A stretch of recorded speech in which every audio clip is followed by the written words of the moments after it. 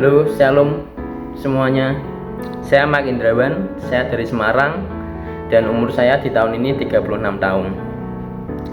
Saya ingin bersaksi tentang kehidupan saya waktu saya mulai mengenal Tuhan.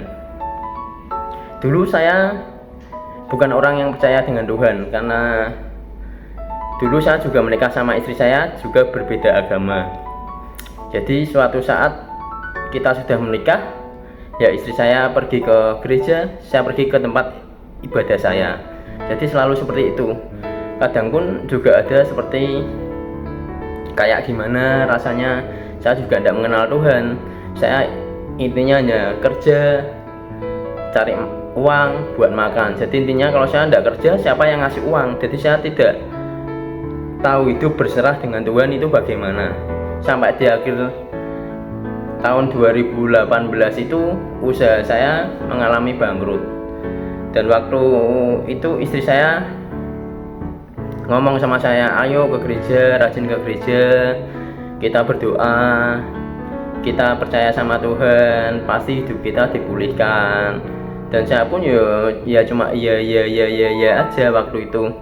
Terus suatu saat memang seperti ada panggilan hati, oh ya saya ya udahlah saya ke gereja aja daripada memang kayak gini.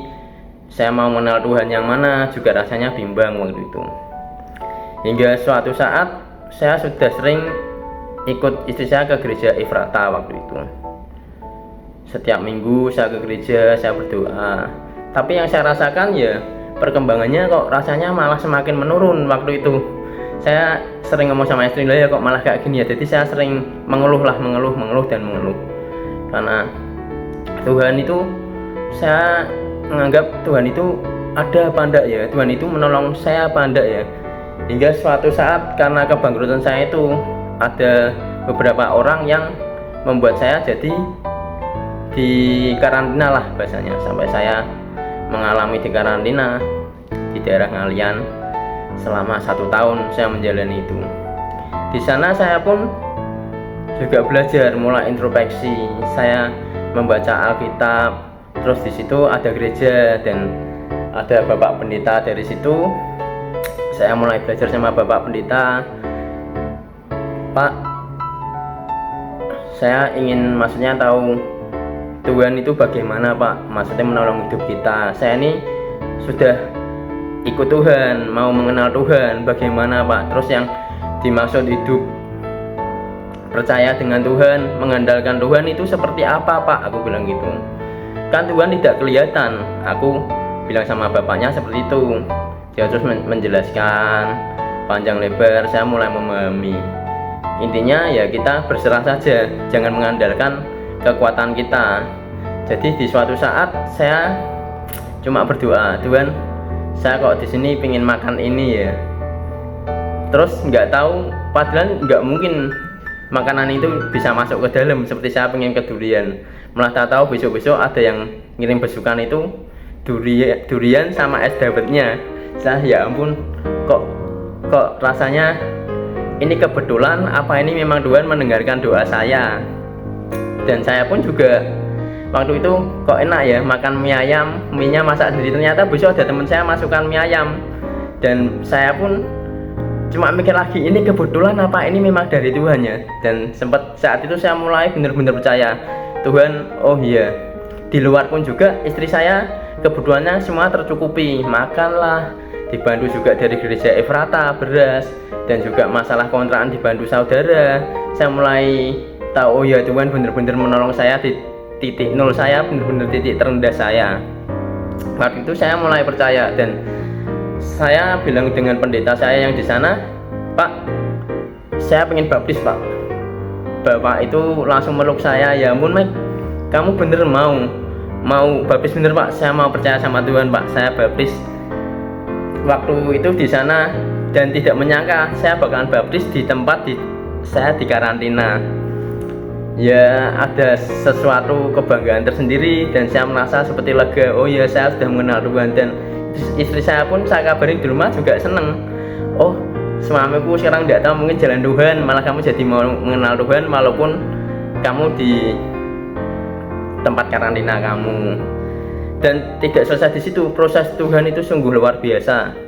Setelah keluar dari situ pun saya juga nganggur, dan pekerjaan saya dulu dagang, tapi tidak tahu saya sekarang bekerja di bagian seperti kontraktor lah bisa dibilang. Saya tidak punya ilmu apa-apa, teknik sipil atau apa, tapi Tuhan menempatkan saya di tempat ini dan saya bisa bekerja di tempat ini, dan saya bisa mulai membangun bangunan-bangunan kecil, infra dan lain-lain.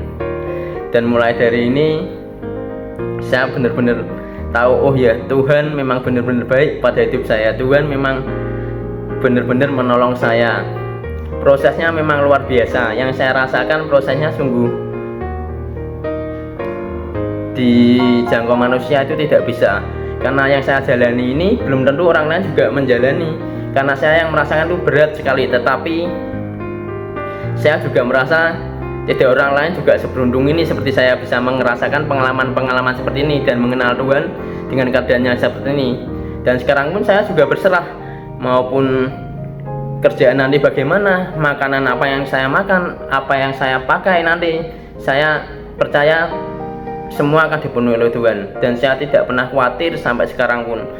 Apapun yang terjadi dalam hidup saya, apapun semua kehendak Tuhan itu yang menjadi kehendakku. Ya, seperti itulah saudara-saudara sekalian yang saya rasakan dalam hidup saya tentang Tuhan. Dan sekarang saya pun juga sudah mengenal Tuhan. Terima kasih. Shalom saudaraku. Tadi kita sudah menyaksikan kesaksian yang sangat memberkati.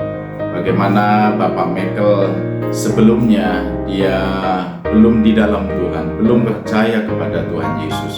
Tapi istrinya adalah orang yang percaya kepada Tuhan. Dan tanpa disadari oleh Pak Michael, hidupnya makin terpuruk. Dan tentunya atas seizin Tuhan, Pak Michael harus ada di sebuah tempat di karantina. Kita patut bersyukur justru di tempat karantina ini Pak Michael berjumpa dengan Tuhan.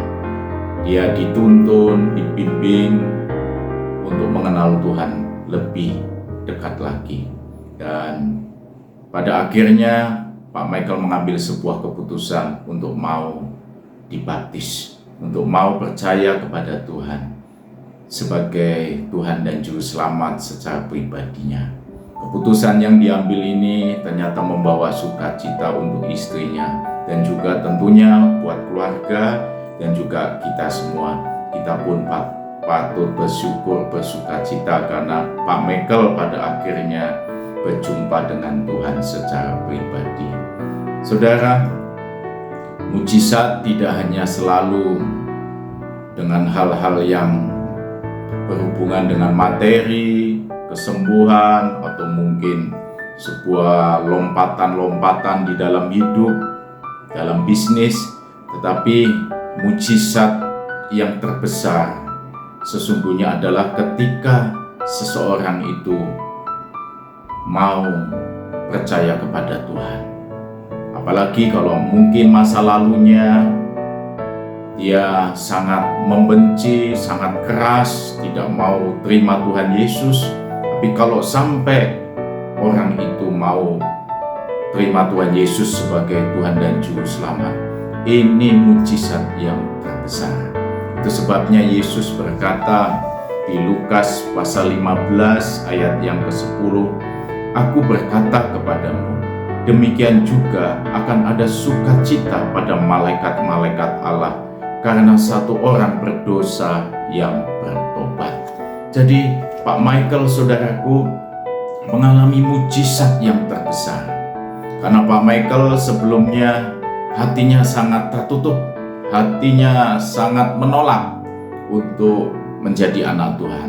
Tapi karena anugerah Tuhan, Pak Michael mengalami mujizat. Hati yang keras Tuhan ubah menjadi hati yang lembut. Dan Tuhan tuntun Pak Michael menjadi anak Tuhan yang tentunya diberkati, dipulihkan.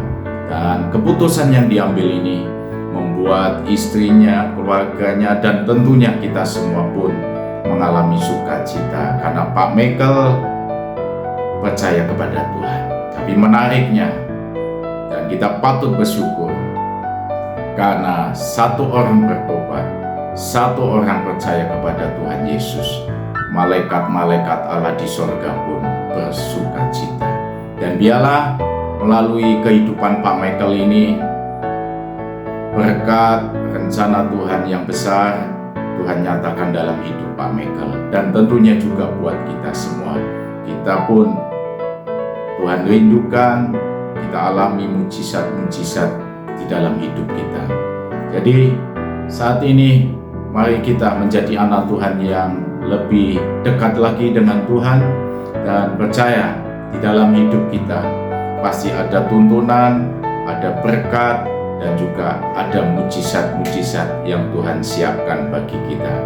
Oleh karena itu, biarlah kita mau berkata, mujizat pasti ku alami.